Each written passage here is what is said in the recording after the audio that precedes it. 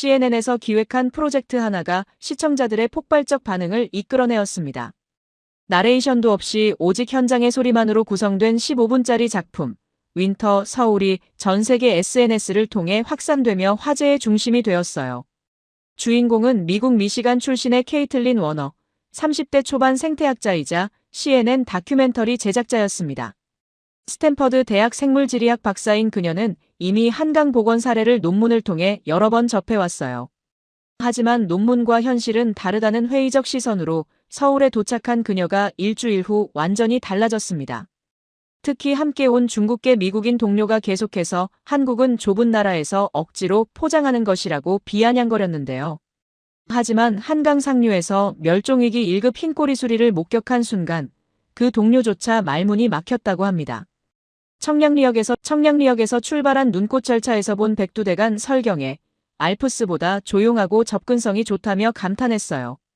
이건 도시가 아니라 하나의 문명이다라는 댓글이 줄을 이은 CNN 다큐의 비하인드 스토리가 무엇인지 지금 바로 알아보겠습니다. 잠깐만요. 혹시 지금 어디서 듣고 계신가요? 구독과 좋아요 미리 눌러주시면 새해에도 건강하고 행복한 기운 듬뿍 받으실 거예요. 미시간주 디트로이트에서 인천행 비행기에 오르며 케이틀린 워너는 이번 출장에 대한 복잡한 심정을 정리하고 있었습니다. 30대 초반인 그녀는 스탠퍼드 대학에서 생물지리학 박사 학위를 받고 현재 CNN 환경 다큐멘터리 시리즈를 공동 제작하고 있는 생태학자였어요. 도시 생태계와 습지 회복 연구가 전공이었습니다. 이번 서울 방문은 한강 도심 생태계의 겨울철 적응력과 생물 다양성을 촬영하기 위한 것이었어요. 청계천과 한강의 복원 사례에 대해서는 이미 수차례 논문을 통해 접해왔지만 겨울 생태계는 처음 경험하는 거였습니다. 과연 겨울에도 논문에서 읽은 대로일까? 기내에서 관련 자료들을 검토하면서 그런 생각을 했어요. 함께 온 중국계 미국인 촬영 감독 앤디 첸은 벌써부터 회의적인 반응을 보이고 있었거든요. 케이틀린, 솔직히 한국 같은 좁은 나라에서 뭘 기대해? 그냥 포장된 거 아닐까? 앤디의 말에 케이틀린은 대답하지 않았어요. 과학자로서 선입견 없이 관찰하고 싶었거든요. 13시간의 비행 후 인천공항에 도착했어요. 12월 중순에 한국은 디트로이트보다 따뜻했습니다. 입국 절차도 효율적이었고 안내 표시도 명확했어요. 공항에서 현지 코디네이터인 이서진 씨와 첫 만남을 가졌습니다. 30대 중반의 생태관광 해설사 자격 보유자인 그는 전직 지역신문 기자로 국내 자연 관광지에 정통했어요. 케이틀린 씨, 반갑습니다. 겨울 한강 생태계를 보러 오셨다니 정말 좋은 타이밍이에요. 겨울에도 볼 게 많나요? 솔직히 좀 걱정됐거든요. 오히려 겨울이 더 좋을 수도 있어요. 겨울철 새들이 더 다양하고 나뭇잎이 떨어져서 관찰도 쉬워지거든요. 지하철을 타고 시내로 이동하면서 케이틀린은 서울의 첫인상을 관찰했어요. 예상보다 훨씬 체계적이고 현대적이었습니다.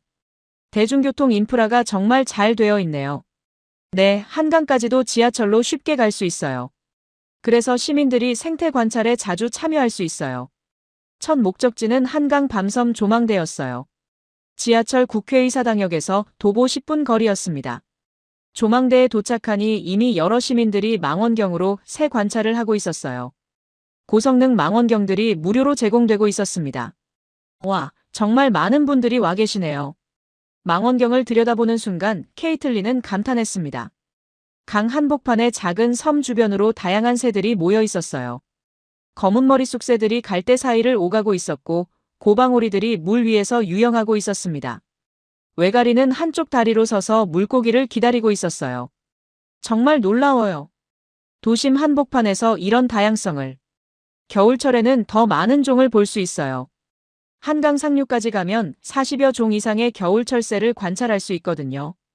옆에서 앤디가 투덜거렸어요. 그냥 평범한 새들 아냐? 뭐가 대단한 거지?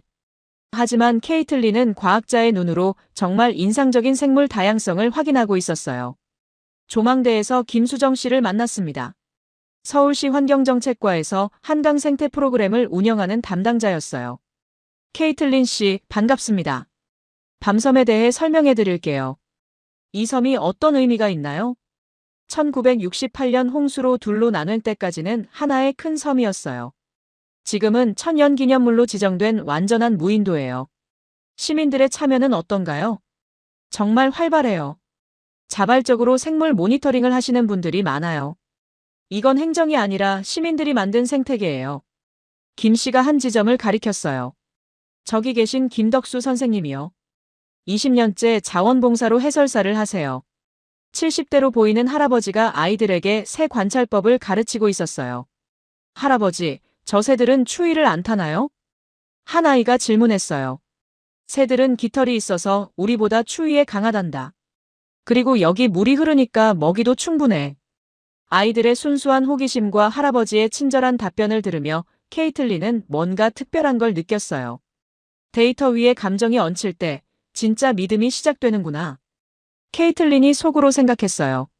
미국에서는 대부분 정부나 전문가 주도로 생태 보전이 이루어지는데 여기서는 시민들이 진짜 주인이 되어 있었어요. 해가 지면서 조망대를 떠나야 했어요. 하지만 케이틀린의 마음에는 오늘 본 광경이 깊이 새겨져 있었습니다. 이건 논문보다 훨씬 생생해. 거대한 도시 한복판에 이 정도 생물 다양성이 남아있다니. 호텔로 돌아가는 지하철에서 케이틀린은 오늘을 정리했어요. 첫날 소감, 서울 도심 생태계가 예상보다 훨씬 풍부함. 시민 참여도가 매우 높고 자발적 보호 문화가 인상적. 겨울철에도 충분한 생물 다양성 확인. 앤디는 여전히 회의적이었어요. 그냥 운 좋게 새 몇 마리 본 거 아냐? 하지만 케이틀린은 이미 내일 일정이 기대되고 있었어요. 한강 상류로 올라가서 더 다양한 생태계를 관찰할 예정이었거든요. 창밖으로 서울의 야경이 흘러갔어요.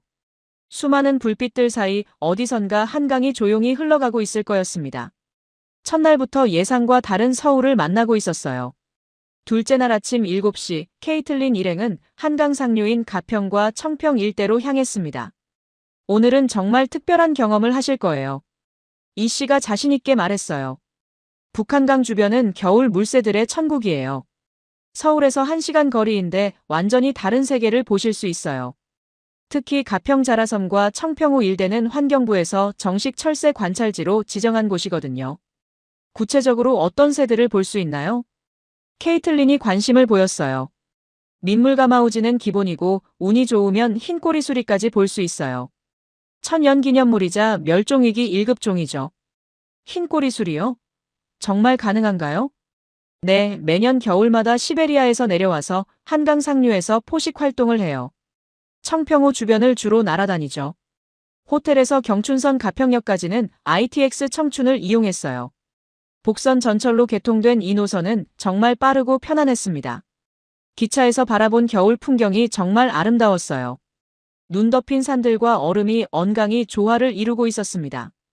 특히 북한강을 따라 달리는 구간에서는 강 위에 떠있는 새들의 모습도 볼 수 있었어요. 접근성이 정말 좋네요. 이렇게 가까운 거리에 이런 자연이. 케이틀린이 감탄했어요. 서울 근교 1시간 거리에 이런 생태계가 있다는 건 정말 특별해요. 미국에서는 이런 접근성을 갖춘 곳을 찾기 어렵거든요. 맞아요. 그래서 가평이 서울의 허파라고 불리기도 해요. 수도권 시민들이 쉽게 자연을 만날 수 있는 곳이죠. 앤디는 기차 안에서도 여전히 회의적이었어요. 그냥 평범한 시골 풍경 아니야? 이런 건 어디서나 볼 수 있잖아. 하지만 케이틀린은 창밖 풍경에서 뭔가 특별한 걸 느끼고 있었어요. 자연이 잘 보존되어 있으면서도 접근성이 뛰어난 곳이었거든요. 가평역에서 내려 자라섬으로 향했습니다. 자라섬은 북한강 위의 작은 섬으로 2006년부터 생태문화섬으로 조성되어 겨울철새 관찰의 명소가 되었어요. 이 섬 자체도 정말 잘 조성되어 있네요. 인공적이지만 자연스러워요. 네, 인공적으로 만든 섬이지만 자연 생태계를 최대한 보존하면서 개발했어요. 생태와 관광이 조화를 이룰 수 있도록 설계된 거죠. 다리를 건너 섬에 들어서자마자 케이틀린은 망원경을 들었습니다. 그리고 깜짝 놀랐어요. 저기, 저 큰 검은 새들은 뭐예요? 수백 마리가 모여 있네요. 민물가마우지예요. 정말 대박이네요. 이렇게 많이 모인 건 오랜만이에요. 이 씨도 흥분했어요. 원래는 겨울철새였는데 기후변화로 텃새가 된 종이에요. 멸종위기 2급 종이죠. 강 위에서 민물가마우지들이 집단으로 다이빙하며 물고기를 잡는 모습이 정말 역동적이었어요. 한 마리가 물속으로 들어가면 다른 새들도 연쇄적으로 따라서 다이빙하는 모습이 장관이었습니다. 정말 조직적으로 사냥하네요. 케이틀린이 감탄했어요. 네, 민물가마우지는 집단 사냥을 하는 대표적인 종이에요. 물고기 떼를 둘러싸고 함께 사냥하죠. 어민들과 갈등은 없나요? 이렇게 많은 새들이 물고기를 잡으면. 처음엔 있었는데 지금은 공존 방법을 찾았어요. 민물가마우지가 주로 잡는 건 잡어류거든요. 오히려 어종 다양성을 늘려주는 역할도 해요. 현지 생태 해설사가 자세히 설명해줬어요. 생태계에서는 모든 종이 각자의 역할이 있어요. 포식자가 있어야 생태계가 균형을 이루죠. 그때 하늘에서 큰 맹금류 한 마리가 나타났습니다. 날개폭이 2m도 넘어 보이는 거대한 새였어요. 저건 설마? 케이틀린이 흥분해서 망원경을 조정했어요. 흰 꼬리술이에요. 정말 운이 좋으시네요. 이 씨도 흥분을 감추지 못했어요. 천연기념물 제243-4호이자 멸종위기 야생생물 1급종이에요. 한국에 겨울마다 찾아오는 개체는 10여 마리 정도밖에 안 되거든요. 앞에서 지켜보던 앤디가 갑자기 말문이 막혔어요. 망원경으로 흰 꼬리수리를 보고 있던 그의 표정이 완전히 달라졌습니다. 저게 정말 야생에서? 진짜 멸종위기종이라고요? 네, 매년 겨울마다 시베리아에서 내려와서 한강 상류에서 포식 활동을 해요. 청평호의 물고기와 물새들이 주요 먹이죠. 흰 꼬리수리가 청평호 위를 유유히 날아가다가 물 위로 내려앉아 물고기를 낚아채는 모습을 보며 케이틀린은 전율을 느꼈어요. 이건 정말 예상 밖이에요. 수도권에서 이런 최상위 포식자를. 생태계가 얼마나 건강한지를 보여주는 지표네요. 맞아요. 최상위 포식자가 서식할 수 있다는 건 먹이사슬이 안정적이라는 뜻이거든요. 한강 생태계의 건강성을 증명하는 거죠. 오후에는 청평호 습지로 이동했어요. 그곳에서는 더 다양한 새들을 관찰할 수 있었습니다. 새매와 황조롱이가 갈대밭 위를 날아다니고 있었어요. 둘 다 천연기념물로 지정된 맹금류였습니다. 저 새들은 뭐예요? 새매와 황조롱이요. 둘 다 천연기념물 맹금류예요. 겨울철에 개체수가 늘어나죠.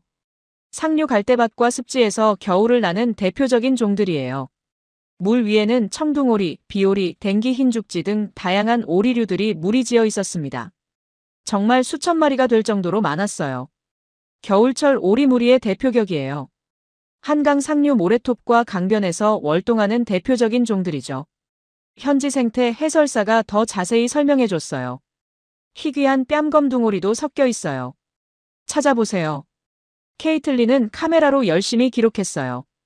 이런 생물 다양성을 한 곳에서 관찰할 수 있다는 게 정말 놀라웠거든요. 미시간 주립공원에서도 이 정도 다양성을 보려면 여러 곳을 며칠에 걸쳐 다녀야 하는데 여기서는 한 번에 다 볼 수 있네요. 한강 상류는 동아시아-오스트레일리아 철새 이동 경로의 핵심 구간이에요. 겨울 철새 동시 센서스 자료에 따르면 청평댐에서 화천까지 구간에서 40여 종 이상이 기록되고 있어요. 정말 체계적으로 관리되고 있군요. 환경부에서 매년 전국 동시 센서스를 실시하고 있고 한국조류보호협회 같은 지역 탐조회에서도 정기적으로 모니터링해요. 그때 해설사가 흥미로운 정보를 알려줬어요. 이 주변에 가평 대성리 송어축제나 자라섬 싱싱 겨울축제 같은 겨울축제들이 열려요. 생태 관광과 지역 축제가 연계되어 있죠. 축제와 생태 보전이 충돌하지 않나요? 케이틀린이 걱정스럽게 물었어요. 오히려 시너지를 내고 있어요. 축제 참가자들이 자연스럽게 생태 체험도 하게 되거든요. 그리고 축제 수익이 생태 보전 사업에도 일부 사용돼요. 북한강 대성리 송어축제는 꽁꽁 언 북한강 위에서 송어 얼음 낚시를 체험하는 거고 자라섬 싱싱 축제는 다양한 겨울놀이를 즐길 수 있어요. 이 씨가 덧붙였어요. 그리고 조금 더 북쪽으로 가면 화천 산천 어축제도 있어요. CNN에서 선정한 세계 7대 겨울 절경 중 하나죠. 한강 생태계는 이미 포식자와 피식자가 균형을 이루고 있습니다. 해설사가 조용히 말했어요. 어민들이 민물가마우지 때문에 피해를 보지는 않나요? 앤디가 진지하게 질문했어요. 흰 꼬리 수리를 본 후부터 태도가 많이 달라져 있었어요.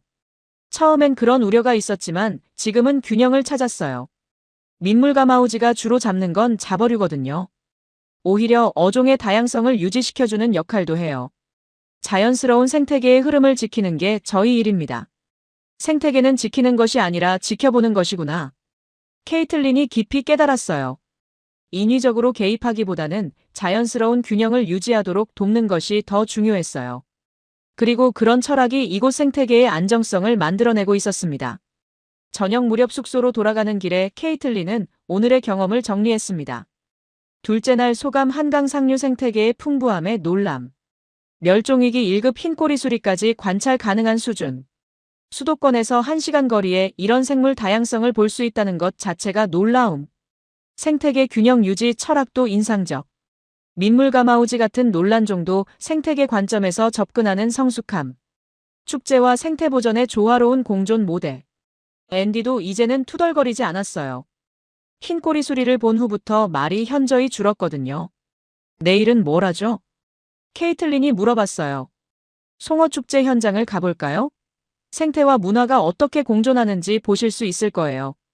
이 씨의 제안이 흥미로웠어요.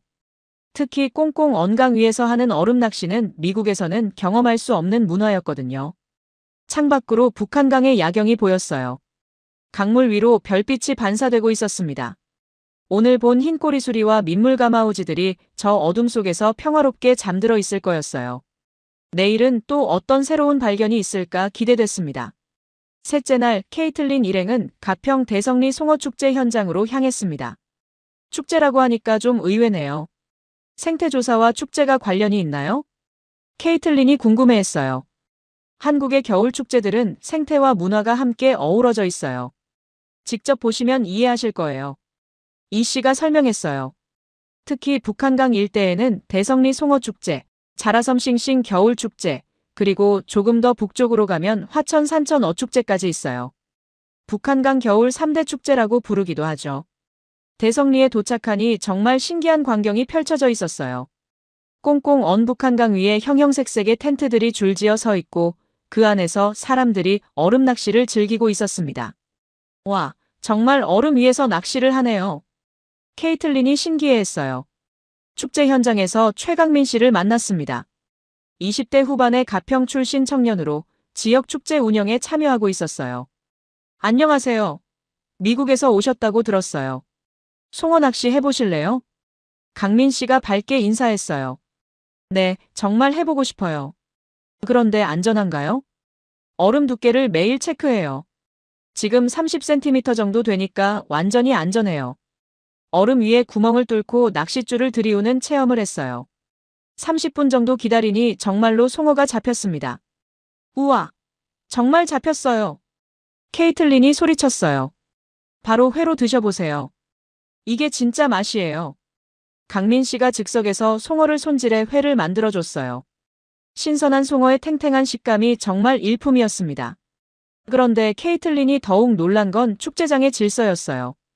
이렇게 많은 사람들이 모였는데도 쓰레기 하나 보이지 않았고 모든 사람들이 서로를 배려하고 있었습니다. 생태는 연구만으로는 안 되고 즐기는 사람들과 함께 있어야 살아납니다. 강민 씨의 말이 깊이 와닿았어요. 무슨 뜻인가요? 아무리 생태계가 잘 보존되어 있어도 사람들이 관심을 갖지 않으면 의미가 없어요. 하지만 이렇게 축제를 통해 자연스럽게 생태를 체험하게 되면 자연에 대한 관심과 애정이 생기거든요. 앤디는 처음에 이런 건 너무 상업적인 행사 같아라고 투덜댔지만 실제로 참여해보니 생각이 달라졌어요. 사람들이 정말 질서 있게 즐기네요. 환경 파괴도 전혀 없고. 축제장 한편에서는 아이들이 썰매를 타며 놀고 있었고 연인들이 함께 얼음 낚시를 즐기고 있었어요. 모든 사람들이 자연스럽게 어우러져 있었습니다. 이건 생태와 공동체가 함께 사는 방식이야. 케이틀린이 생각했어요. 놀이와 질서, 생태가 충돌하지 않는 장소네요. 오후에는 자라섬 싱싱 겨울축제도 둘러봤어요. 북한강 위 자라섬에서 열리는 대형 겨울축제였습니다. 눈썰매, 전통썰매, 비료포대 봅슬레이, 빙판, 바나나보트, 아이스링크까지 다양한 겨울놀이를 한 곳에서 즐길 수 있는 겨울놀이 풀패키지였어요. 정말 다양한 프로그램이 있네요. 가족, 연인, 친구 등 누구나 즐길 수 있도록 구성했어요. 가장 인기 있는 건 역시 송어 얼음 낚시죠. 케이틀린이 가장 놀란 건 축제와 환경보호가 전혀 대립하지 않는다는 점이었어요. 모든 시설이 친환경적으로 설계되어 있고 축제가 끝나면 완전히 원상복구된다고 했습니다. 임시시설들도 모두 재활용 가능한 자재로 만들어져요. 그리고 축제 수익의 일부는 지역 생태 보전 사업에 사용되고요. 이 씨가 설명했어요. 정말 지속 가능한 축제 모델이네요. 케이틀린이 감탄했어요. 진짜 성수군 놀면서도 지킬 걸 지키는 데 있구나. 축제장에서 만난 한 가족과 대화를 나눴어요. 6세 딸과 함께 온 30대 부부였습니다. 매년 이 축제에 오세요? 네, 딸이 좋아해서 겨울마다 와요. 서울에서 1시간이면 오니까 부담도 없고요. 아이가 생태에 관심을 갖게 되나요? 그럼요. 송어도 직접 잡아보고 강에 사는 다른 동물들에 대해서도 자연스럽게 배우게 돼요.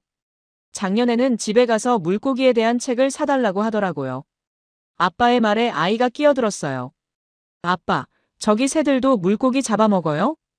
응, 저기 보이는 큰 새들이 바로 물고기를 잡아먹는 새들이야. 그럼 우리랑 똑같네. 아이의 순수한 반응에 모두가 웃었어요. 이런 자연스러운 생태 교육이 축제의 또 다른 가치였습니다. 저녁에 숙소로 돌아와서 오늘의 경험을 정리했습니다. 셋째 날 소감 겨울축제와 생태보전의 완벽한 공존 모델 확인. 시민들의 자발적 질서 의식과 환경보호 의식이 놀라움. 축제를 통한 자연 친화적 문화가 정착되어 있음. 상업성과 생태성이 조화롭게 어우러짐. 무엇보다 축제가 자연스러운 생태 교육의 장이 되고 있다는 점이 인상적. 앤디도 이제는 완전히 달라진 모습이었어요. 정말 인정할 수밖에 없네요. 이런 축제 문화는 처음 봐요. 미국에서는 이런 규모의 축제에서 이 정도 질서를 유지하기가 쉽지 않은데. 내일은 서울로 돌아가서 또 다른 한국 문화를 체험할 예정이에요. 이 씨가 말했어요. 창밖으로 축제장의 야경이 보였어요. 여전히 많은 사람들이 얼음 낚시를 즐기고 있었고 모든 것이 평화로웠습니다. 내일은 서울로 돌아가서 도시의 겨울 문화를 체험할 예정이었어요. 넷째 날 새벽 케이틀린은 호텔 창문을 열고 깜짝 놀랐습니다. 밤사이 눈이 내려서 서울이 온통 하얀색으로 변해 있었어요. 가평에서 서울로 돌아온 첫날부터 갑작스러운 폭설이 내린 거였습니다. 오늘 촬영 일정이 취소될 수도 있겠네요. 케이틀린이 걱정하며 이 씨에게 연락했어요. 아, 눈 보셨죠? 걱정하지 마세요. 서울은 이 정도 눈으로는 멈추지 않아요. 정말요? 미국에서는 이 정도 적설이면 대부분 일정이 취소되는데 한국의 겨울 인프라를 보시면 놀라실 거예요. 이미 도로 제설이 끝났을 겁니다.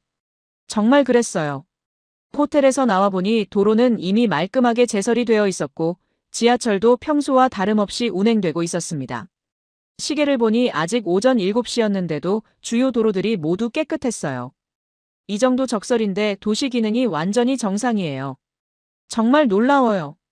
케이틀린이 감탄했어요. 서울시 전체에 제설차 1200여 대가 동원되거든요. 새벽 3시부터 작업을 시작해서 6시면 주요 도로는 모두 끝나요. 정말 효율적이네요. 베를린에서도 제설 시스템이 잘 되어 있다고 생각했는데 이 정도는 아니에요. 지하철 안에서도 시민들은 평소와 다름없었어요. 눈이 많이 와서 약간 혼잡했지만 서로 밀치거나 큰 소리를 내는 사람은 없었습니다. 시민들이 눈에 정말 익숙하시네요. 서울 시민들은 겨울에 몇 번씩 이런 눈을 경험하니까요. 그리고 대중교통이 정상 운행되면 일상이 크게 흔들리지 않아요. 원래 계획했던 난지습지 촬영은 안전상 취소하고 대신 예정에 없던 경복궁을 방문하기로 했어요. 설경 속 전통 문화를 보시는 것도 좋은 경험이 될 거예요. 이 씨의 제안이었어요. 궁궐에도 생태적 요소가 있나요? 직접적인 야생동물 서식지는 아니지만 전통 조경과 현대 도시의 조화를 볼 수 있어요. 그리고 도시 속 문화유산이 어떻게 보존되고 있는지도 관찰하실 수 있고요. 지하철 3호선을 타고 경복궁역으로 향했습니다. 지하철 안에서도 시민들의 질서의식이 인상적이었어요. 경복궁에 도착하니 정말 환상적인 풍경이 펼쳐져 있었어요. 빨간 기둥과 푸른 단청에 하얀 눈이 쌓인 모습이 마치 동양화에서 본 것 같았습니다. 와, 이런 아름다운 설경이. 케이틀린이 탄성을 내뱉었어요. 궁궐 곳곳에서 한복을 입은 사람들이 사진을 찍고 있었어요. 외국인 관광객들도 많았지만 한국인들도 상당히 많았습니다. 한국 분들도 한복을 입고 많이 오시는군요.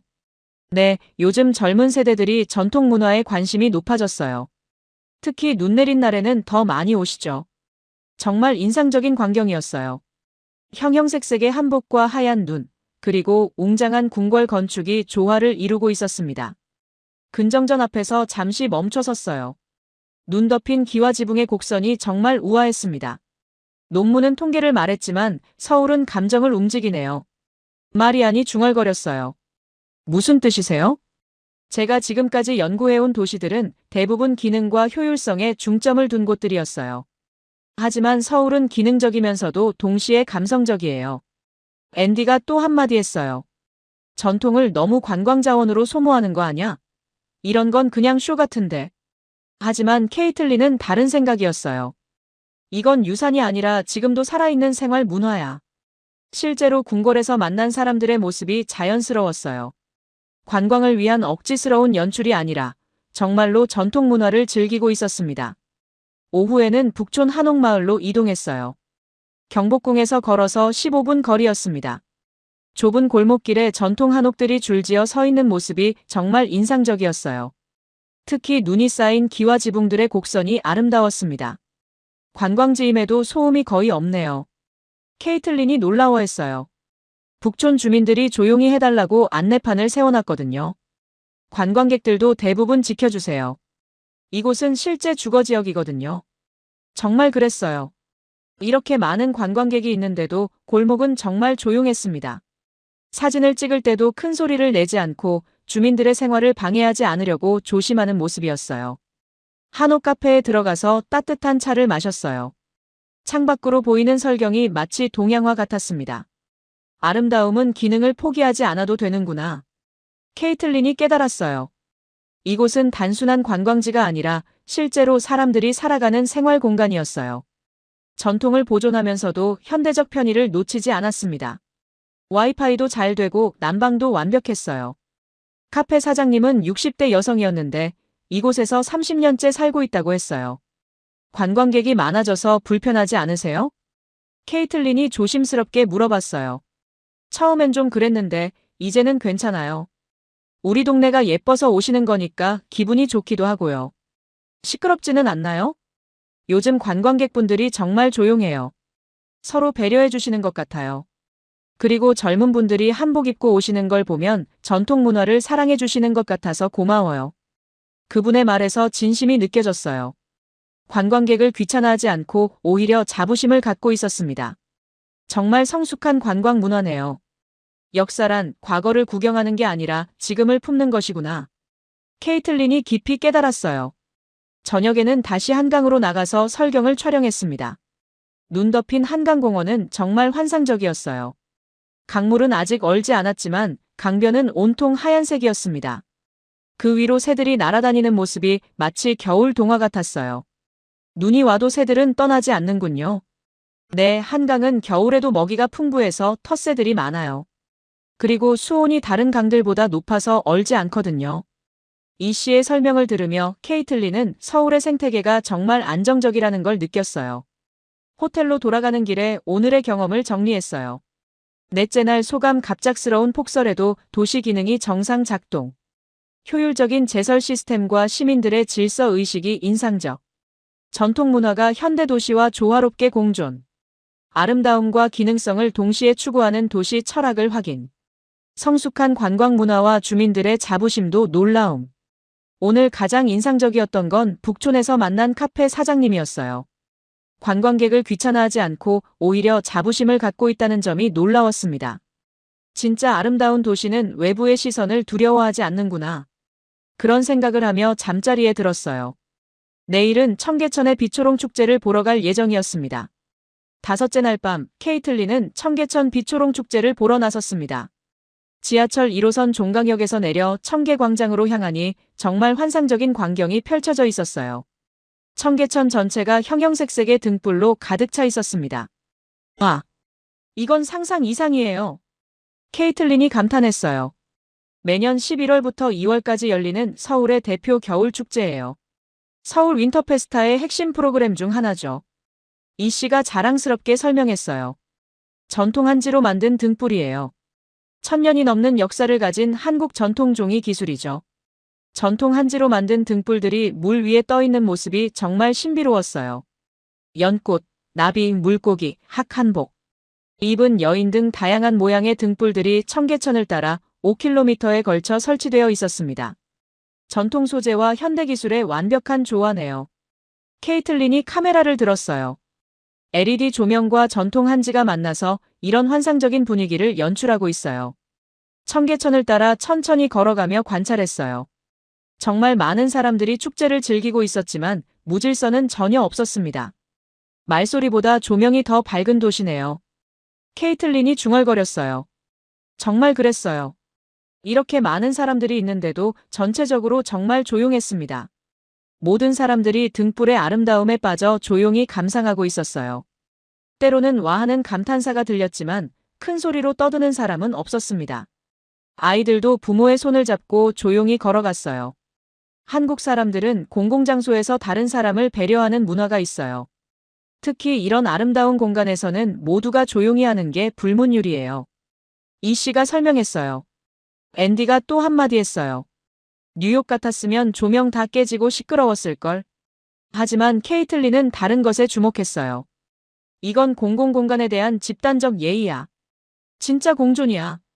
광통교에서 한 가족을 만났어요. 초등학생 2명과 함께 온 30대 부부였습니다. 매년 이 축제에 오세요? 케이틀린이 물어봤어요.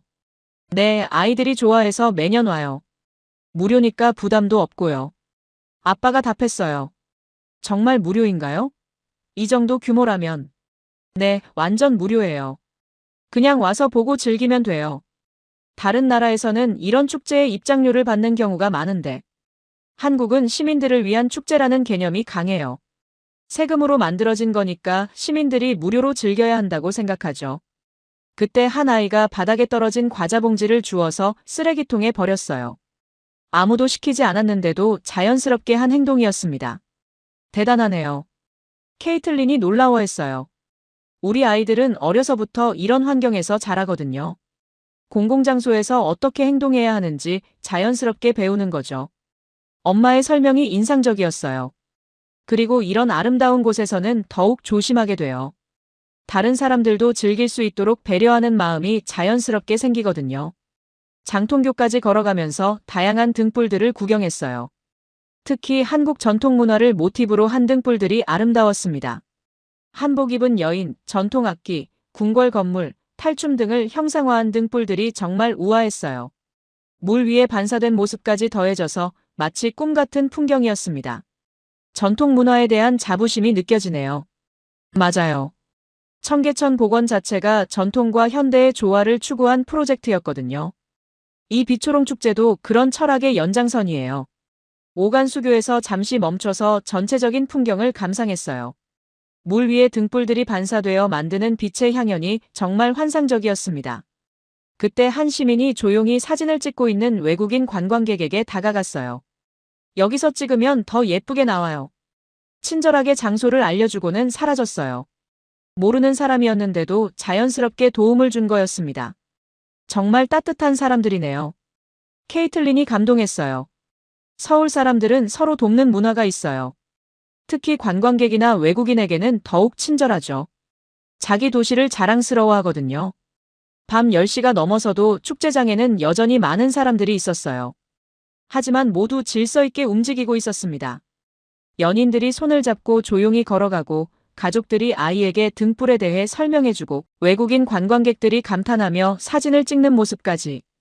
진짜 축제는 도시의 품격을 비추는구나. 케이틀린이 깨달았어요.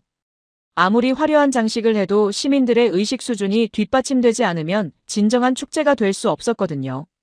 하지만 청계천 비초롱 축제는 시민들의 성숙한 문화의식과 함께 진짜 품격 있는 축제로 승화되어 있었습니다. 특히 인상적이었던 건 쓰레기 처리였어요.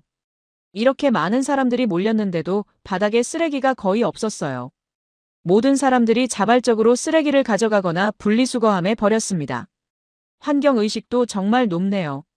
네, 한국 사람들은 공공장소를 깨끗하게 사용하는 습관이 있어요. 특히 이런 아름다운 곳에서는 더욱 그래요. 축제장을 나오면서 마지막으로 한 바퀴 더 돌아봤어요. 정말 아름다운 겨울밤이었습니다. 무료로 이런 퀄리티의 축제를 즐길 수 있다니. 시민의 세금으로 만든 거니까 시민들이 즐겨야죠. 그게 당연한 거예요. 이 씨의 말에서 공공서비스에 대한 철학이 느껴졌어요. 빛이 아름다운 건 어둠 속에서도 질서를 잃지 않기 때문이구나. 케이틀린이 깨달았어요. 호텔로 돌아가는 길에 오늘의 경험을 정리했어요. 다섯째 날 소감 청계천 빛초롱 축제는 단순한 조명 축제를 넘어선 도시 예술. 전통과 현대의 조화, 무료 개방의 철학, 시민들의 질서 의식까지 모든 것이 완벽한 조화.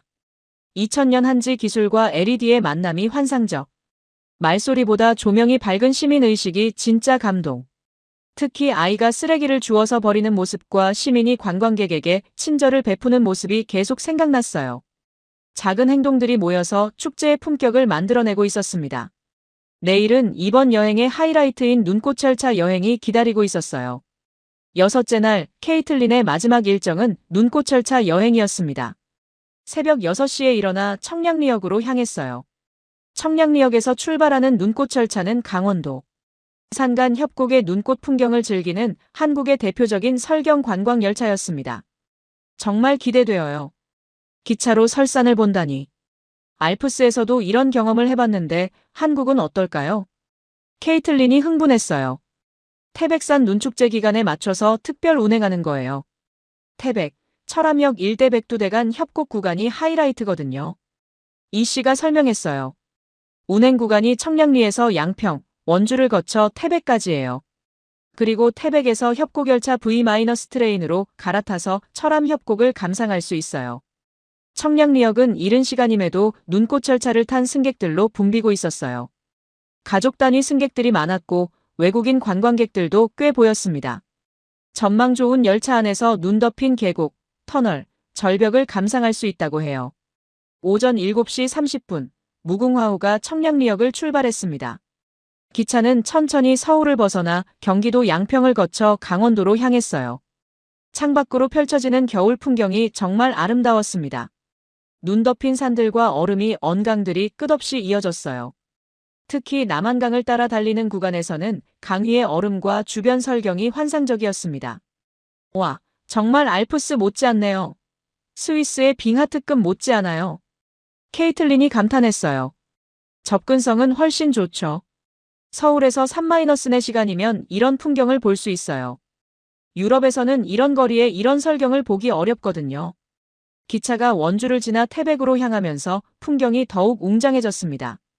깊은 계곡과 수직에 가까운 절벽들, 그리고 끝없이 이어지는 설산들이 파노라마처럼 펼쳐졌어요. 기차 안에서 이런 풍경을 본다는 게 믿기지 않아요. 케이틀린이 계속 셔터를 눌렀어요. 이동 자체가 하나의 관광이 되는 여행이네요. 기차 안의 분위기도 정말 좋았어요. 승객들이 모두 창밖 풍경에 감탄하며 조용히 감상하고 있었고 아이들도 신기해하며 부모와 함께 설경을 구경하고 있었어요. 외국인들은 어떤 반응을 보이나요?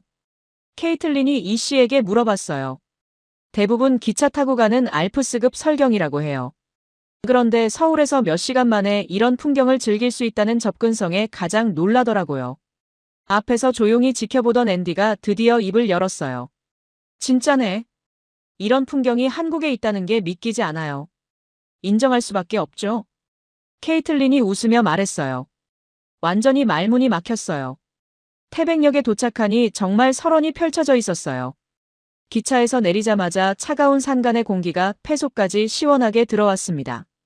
태백은 해발 700m 정도의 고원지대예요. 그래서 눈이 더 많이 내리고 오래 남아 있어요. 태백에서 협곡열차 B-트레일로 갈아탔습니다. 이 열차는 철암 협곡의 절경을 감상하기 위해 특별히 설계된 관광열차였어요. 일반 열차보다 창문이 크고 전망을 위한 특별한 좌석 배치가 되어 있었습니다. 이동 그 자체가 목적이 되는 여행이네요. 케이틀린이 말했어요. 협곡열차가 철암 구간을 지나면서 정말 숨막히는 풍경이 펼쳐졌습니다. 수직 절벽과 깊은 협곡, 그리고 그 사이로 흐르는 강물, 모든 것이 눈으로 덮여 있었어요. 이런 풍경이 한국에 있다는 게 정말 놀라워요. 노르웨이의 피오르드나 스위스의 융프라우요흐와 비교해도 전혀 뒤지지 않아요. 협곡열차는 천천히 달리면서 승객들이 충분히 풍경을 감상할 수 있도록 배려했어요. 특히 절경 구간에서는 속도를 더욱 늦춰 사진 촬영 시간을 주기도 했습니다. 정말 세심한 배려네요. 태백산 눈축제장에 도착해서는 다양한 체험을 할 수 있었어요. 눈조각 전시, 썰매 체험, 그리고 태백산 정상까지 올라가서 보는 설경까지. 축제와 자연이 정말 잘 어우러져 있어요. 케이틀린이 감탄했어요. 한국의 겨울축제는 자연을 훼손하지 않고 함께 어우러지는 방식이에요. 모든 시설이 임시로 설치되었다가 축제가 끝나면 원상복구돼요. 이 씨가 설명했어요. 축제장에서는 세계 최대 규모라는 실내 얼음 조각 광장도 볼 수 있었어요. 얼음으로 만든 다양한 조각 작품들이 정말 예술적이었습니다. 이 정도 규모의 얼음 축제는 유럽에서도 보기 드문데 케이틀린이 놀라워했어요. 태백산 눈축제는 매년 100만 명 이상이 찾는 한국 대표 겨울 축제예요. 오후에는 다시 눈꽃철차를 타고 서울로 돌아왔어요. 돌아가는 길에도 창밖 풍경은 여전히 아름다웠습니다. 해가 지면서 설산에 붉은 노을이 물드는 모습이 정말 장관이었어요. 정말 완벽한 하루였어요. 케이틀린이 만족해했어요. 기차 타고 가는 한국식 설국 투어라고 부를 만하네요. 성인 7-11만 원 정도면 이런 체험을 할 수 있다는 것도 놀라워요. 스위스에서는 이런 기차 여행이 몇 배는 비싸거든요. 저녁 늦게 서울에 도착해서 호텔로 돌아왔어요. 마지막 밤이었지만 아쉬움보다는 만족감이 더 컸습니다. 여섯째 날 소감 눈꽃철차 여행은 한국 겨울 관광의 백미. 서울에서 3-4시간 거리에 이런 설경이 있다는 것이 놀라움. 기차 여행의 낭만과 백두대간의 웅장함을 동시에 경험. 자연과 축제의 완벽한 조화. 접근성과 가성비까지 뛰어난 완성도 높은 관광 상품. 앞에서 계속 회의적이었던 앤디도 마지막에는 완전히 인정하는 모습이었어요. 정말 말문이 막혀요. 한국에 대한 제 선입견이 완전히 틀렸네요. 내일이면 미국으로 돌아가야 했어요. 하지만 이번 일주일은 케이틀린에게 정말 특별한 경험이었습니다. 마지막 날 오후, 케이틀린은 다시 한강 밤섬 조망대를 찾았습니다. 일주일 전 처음 왔을 때와는 완전히 다른 시선으로 이곳을 바라볼 수 있었어요. 이제는 단순한 생태 관찰지가 아니라 특별한 의미를 가진 장소가 되어 있었습니다. 조망대에 올라 망원경을 들여다봤어요. 흰 꼬리수리 한 마리가 강 위를 유유히 날고 있었습니다. 일주일 전과 똑같은 풍경이었지만 이제는 모든 게 다르게 보였어요. 정말 아름다워. 혼잣말을 하며 그 장면을 마음에 새겼어요. 일주일간의 모든 경험이 한꺼번에 떠올랐습니다. 밤섬의 겨울 철새들, 한강 상류의 생물 다양성, 송어축제의 활기, 설경 속 궁궐, 청계천의 빛초롱, 그리고 눈꽃철차의 설산까지. 이 모든 걸 어떻게 영상으로 담아야 할까? 케이틀린이 고민했어요. 처음에는 복잡한 편집과 화려한 효과를 생각했었어요. 하지만 지금은 답이 명확했습니다. 있는 그대로의 모습을 보여주는 것이었어요. 그때 조망대 아래에서 한 시민이 조용히 발밑에 쓰레기를 줍는 모습이 보였어요. 아무도 보지 않는데도 자연스럽게 하는 행동이었습니다. 바로 저거야. 케이틀린이 깨달았어요. 진짜 감동은 거대한 스펙터클에서 나오는 게 아니라 이런 작은 일상의 순간들에서 나오는 거였어요. 호텔로 돌아와서 지난 일주일간 촬영한 영상들을 정리하기 시작했어요. 고방오리가 얼음 위를 조심스럽게 걷는 장면, 눈 위에 남겨진 작은 수달, 발자국 찜질방에서 식혜를 마시며 미소 짓는 중장년 커플, 청계천 조명 사이로 조용히 걸어가는 아이들, 제설된 도로 위를 질서정연하게 걷는 시민들. 하지만 복잡하게 편집하지 않았습니다. 오직 현장의 소리만 담아서 15분짜리 다큐멘터리로 만들었어요. 제목은 간단하게 윈터 서울이었습니다. 더 이상 설명을 덧붙이지 않겠어요. 케이틀린이 결심했어요. 영상에는 아무런 내레이션도 음악도 넣지 않았어요. 오직 현장의 소리만 담았습니다. 물소리, 새들의 지저귀m, 아이들의 작은 웃음소리, 눈 밟는 소리, 시민들의 조용한 대화까지. 모든 게 자연스럽고 진실했습니다. 이건 도시가 아니라 하나의 문명이야. 편집을 하면서 케이틀린이 느낀 솔직한 감정이었어요. 완성된 영상을 CNN 본부에 전송하면서 간단한 메모와 함께 보냈어요. 별다른 설명 없이 그대로 보여주세요. 설명이 필요 없는 도시 서울입니다. 3시간 후 뉴욕 본부의 하이케 밀러 프로듀서에서 연락이 왔어요. 케이틀린, 이 영상 정말 놀라워요. 어떻게 이런 자연스러운 장면들을 담았어요? 그냥 서울의 일상을 기록한 거예요. 특별한 연출은 전혀 없어요. 내레이션이나 설명이 전혀 필요 없네요. 영상 자체가 모든 걸 말해주고 있어요. 그게 서울의 힘인 것 같아요. 설명하지 않아도 전해지는 무언가가 있어요. 이거 바로 메인 뉴스 시간에 송출해도 될까요? 물론이죠. 그날 밤 윈터 서울이 CNN 메인 뉴스를 통해 전 세계로 송출됐어요. 그리고 SNS를 통해 폭발적으로 확산되기 시작했습니다. 24시간 만에 수백만 조회수를 기록했고 댓글들이 폭주했어요. 이런 도시에서 살고 싶다. 이건 도시가 아니라 하나의 문명이다. 설명 없이도 모든 게 느껴진다. 정말 평화로운 도시네요. 한국에 이런 곳이 있다니 놀라워요. 전 세계 사람들의 진심 어린 반응들이었어요. 오후에는 함께 온 앤디와 마지막 정리 인터뷰를 진행했습니다. 그는 며칠 전과는 완전히 달라져 있었어요. 솔직히 처음엔 한국 문화를 과소평가했어요. 앤디가 인정했어요. 무엇이 가장 인상적이었나요? 시민들의 자발적 질서예요. 법으로 강제하지 않아도 스스로 지키는 문화가 정말 놀라웠어요. 찜질방에서의 경험은 어땠어요? 부끄럽기도 하고 배우기도 했어요. 온돌의 역사와 과학적 원리를 제대로 알게 됐거든요. 제가 완전히 잘못 알고 있었어요. 앞으로 한국에 대한 시각이 바뀔 것 같나요? 이미 바뀌었어요. 이 정도 퀄리티라면 어디서 시작됐든 한국이 완성한 거라고 생각해요. 앤디의 솔직한 고백이 인상적이었어요. 저녁에는 이 씨와 함께 마지막 저녁을 먹으며 일주일을 돌아봤습니다. 정말 다양한 경험을 하셨네요. 예상보다 훨씬 깊이 있는 시간이었어요. 가장 기억에 남는 순간은 언제였나요? 가평에서 흰꼬리 수리를 봤을 때요. 그때 처음으로 한국 자연의 진짜 가치를 몸으로 느꼈거든요. 한국에 대한 첫인상과 지금의 느낌이 많이 다를 것 같아요. 완전히 달라졌어요. 논문으로만 알던 서울과 실제 서울은 정말 다른 도시였어요. 어떤 면에서요? 논문은 숫자와 통계를 보여주지만 실제 서울은 사람들의 마음을 보여줘요. 시민들의 자발적 참여, 서로에 대한 배려, 전통에 대한 자부심까지. 그런 건 데이터로는 측정할 수 없거든요. 이 씨와의 대화를 통해 케이틀린은 이번 여행의 의미를 다시 한번 정리할 수 있었어요. 한 장면, 한 소리, 하나의 감정으로 전해지는 서울. 치안, 질서, 생태, 문화가 흐름처럼 이어진 도시. 위대함은 설명 없이도 기억된다. 짐을 정리하면서 일주일을 돌아봤어요. 단순한 생태 다큐멘터리 촬영이 인생의 전환점이 될 줄은 몰랐습니다. 창밖으로 서울의 마지막 밤 풍경을 바라봤어요. 수많은 불빛들이 따뜻하게 반짝이고 있었습니다. 내일이면 이 아름다운 도시를 떠나야 했지만 마음속에는 영원히 남을 것 같았어요. 3개월 후 미시간주 디트로이트의 케이틀린 연구실이었습니다. 케이틀린은 CNN에서 의뢰받은 후속 프로젝트 계획서를 작성하고 있었어요. 노트북 화면에는 서울에서 찍은 사진들이 가득했습니다. 밤섬의 백로, 눈 덮인 경복궁, 청계천의 빛초롱, 그리고 눈꽃 열차에서 본 설경까지. 윈터 서울은 전 세계적으로 큰 화제가 되었어요. 3개월 만에 1000만 조회수를 돌파했고 여러 국제환경단체에서 상을 받기도 했습니다. 무엇보다 아무런 내레이션 없이 오직 현장의 소리만으로 구성된 15분짜리 작품이 이런 반향을 일으켰다는 것이 놀라웠어요. 케이틀린, 서울 프로젝트가 정말 대성공이었네요.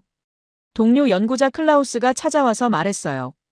CNN에서 시리즈로 확장하자고 제안했다던데요. 네, 포시즌즈 서울이라는 제목으로 사계절 서울을 모두 다큐로 만들자는 거예요. 실제로 윈터 서울의 성공 이후 여러 방송사에서 비슷한 기획을 제안해왔어요. 하지만 케이틀린은 서두르고 싶지 않았습니다. 서울에서 배운 건 단순한 촬영 기법이 아니었어요. 무슨 뜻이에요? 진정한 지속 가능성에 대한 철학이었어요. 생태, 문화, 시민의식이 하나로 어우러진 완성체를 본 거죠. 다음 연구는 어떤 방향으로 할 건가요? 서울에서 배운 시민 참여형 생태 보전 모델을 미국 도시들에 어떻게 적용할 수 있을지 연구하려고 해요.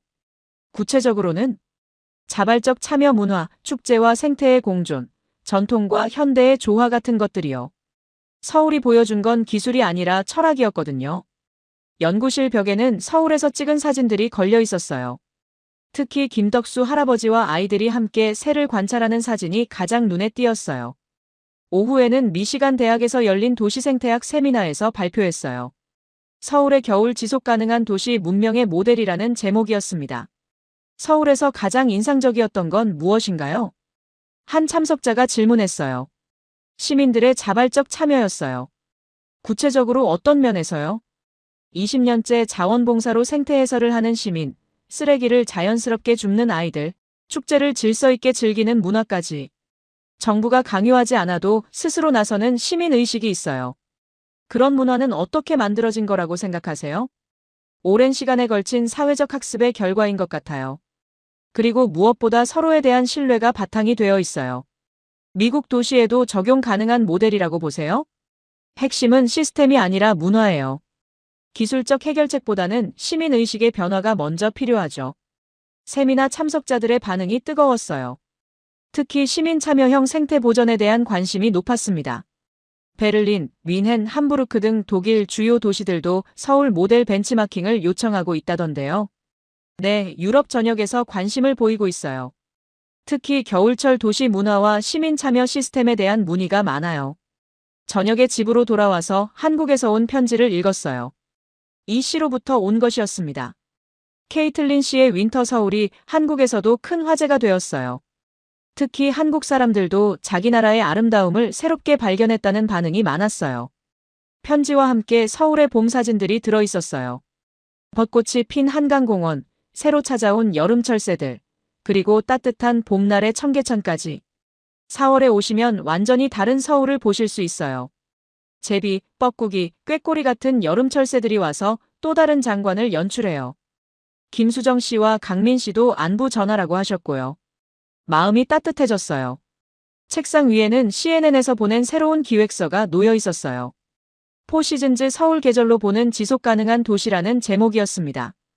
1년간 4번의 촬영으로 서울의 사계절을 모두 담아보자는 3억 달러 규모의 대형 프로젝트였어요. 모든 설계는 결국 사람을 위한 것이다.